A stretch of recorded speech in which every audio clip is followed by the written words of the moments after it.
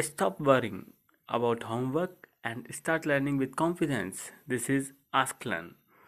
Complete help for every subject. Like, share, subscribe for daily learning videos. In this question, it is told that a force is applied to the bead and this bead is moving on a straight wire. And for this, we have given the displacement of this bead, that is 5 semi. Now, I am going to write the given data for this question.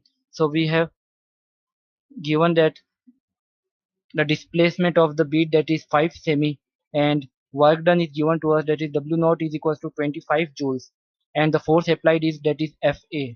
So we can say that work done is written as, that is F A into, this is D cos 5. So this is 25 is equals to, this is Fa into 5 into 10 to the power minus 2 into, this is cos 0 degree. From here we get the value of force Fa, and this will comes out to be 5 into 10 to the power 2 Newton. Now in the first part of the problem, we have to find the value of work done for angle 60 degree. So we can say that for 560 degree, work is given by, that is Fa into, this is D cos 60 degree.